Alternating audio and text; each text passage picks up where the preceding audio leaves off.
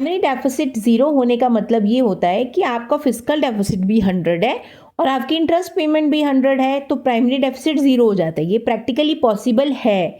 इसका मतलब ये होता है कि आज जितनी भी बोरोइंग्स आप कर रहे हो 100 रुपये की, वो सिर्फ और सिर्फ आप ब्याज चुकाने के लिए कर रहे हो, मतलब ये सारा ब्याज ही है। तो पुरानी सरकारों ने अच्छे से अपना ब्याज नहीं चुकाया, उसको एक्यूमुलेटेड डेट कहते हैं, उसको चुकाने के लिए आप ये काम कर रहे हो।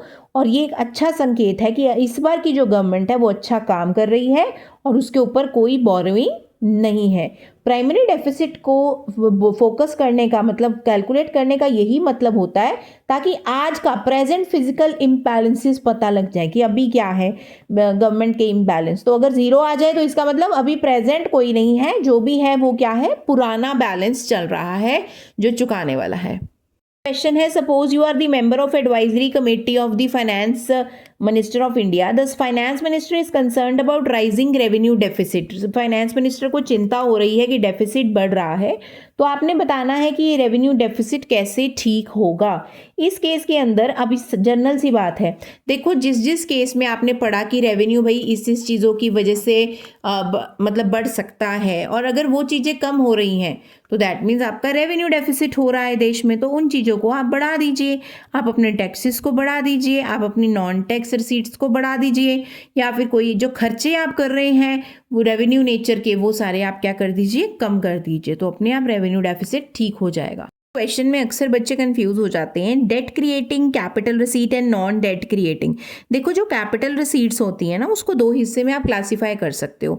एक तो कैपिटल रिसीट में आप कहते हो बोरोइंग्स है, तो जितनी भी बोरोइंग्स होती हैं वो डेट क्रिएटिंग होती हैं, चाहे वो गवर्नमेंट की हो फ्रॉम लोकल मार्केट, या फिर आरबीआई से हो, चाहे वो वर्ल्ड बैंक से हो। पर अगर नॉन डेट क्रिएटिंग है तो दैट मीन्स अगर आपने डिसइन्वेस्टमेंट की है तो वो आ जाएगा, या रिकवरी ऑफ लोन की है तो वो इस कैटेगरी में आ जाएगी। इसमें आपने बिल्कुल भी गलती नहीं करनी। और जनरल क्वेश्चन इसके अलावा आपको पूछा जा सकता है डायरेक्ट टैक्स इनडायरेक्ट टैक्स में डिफरेंस आ सकता है, या फिर इस तरीके का क्वेश्चन कि imagine you are the financial adviser working with the government finance ministry और one of your responsibilities is to educate the public about the government budget. ठीक है, बताओ एंड इट्स वेरियस सोर्सेज। तो आपने 3 रियल लाइफ एग्जाम्पल्स बताने हैं non tax revenue receipts के that government might have in its physical year, ये होने चाहिए। तो आप जो भी आपने इंटरेस्ट डिविडेंड पढ़े, या आपने कोई लाइसेंस की फ़ीस पढ़ी, या आपने शीट्स पढ़े, आपने स्पेशल असेसमेंट पढ़े, आप सबको उसमें ऐड ऑन कर सकते हो, जो कि नॉन टैक्स रेवेन्यू रिसीट्स हैं। जो अक्सर बच्चे गलत कर देते हैं कि public provision and public production में क्या फ़र्क है। पब्लिक प्रोविजन का मतलब है कि जो ऐसे पब्लिक लोगों के लिए गुड्स बनाए जा रहे हैं जो बजट के अंदर मेंशन किए जाएंगे, ठीक है, और मतलब किसी भी डायरेक्ट पेमेंट नहीं लेनी उनके लिए, वो बजट में लिखा था सरकारी है तो सरकारी घोषित कर दिया गया। ठीक है, ये चाहे सरकार मतलब बना सकती है पब्लिक प्रोविजन, और प्राइवेट लोग भी बना सकते हैं, दोनों बना सकते हैं। बट अगर यही गुड्स सिर्फ और सिर्फ गवर्नमेंट ही बनाती है, उसको पब्लिक प्रोडक्शन कहते हैं। मतलब पब्लिक जो प्रोविजन है ये भी लोगों के लिए और ये भी लोगों के लिए, दोनों केस लोगों के लिए, भले के लिए है। बट पब्लिक प्रोविजन जो होती है वो पब्लिक एज मतलब government as well as non government, private दोनों बना सकते हैं, जबकि पब्लिक प्रोडक्शन सिर्फ और सिर्फ गवर्नमेंट बना सकते हैं। ये क्वेश्चन दिया है, national highway is a private good because it is funded by taxes. तो आपने इसके अंदर बताना है कि ये क्या एक प्राइवेट गुड है, तो ये प्राइवेट गुड नहीं है, पब्लिक गुड है। जो लोगों के लिए बनाया गया है वो क्या होना चाहिए, पब्लिक गुड।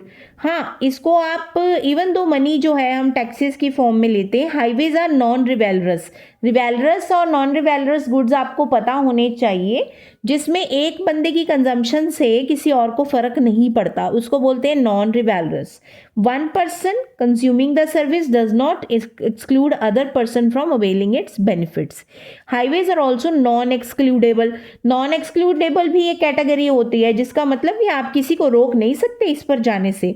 तो नॉन रिवेलरस एंड नॉन एक्सक्लूडेबल भी दो कैटेगरीज हैं जो आपको अच्छे से आनी चाहिए, वेरी इंपॉर्टेंट।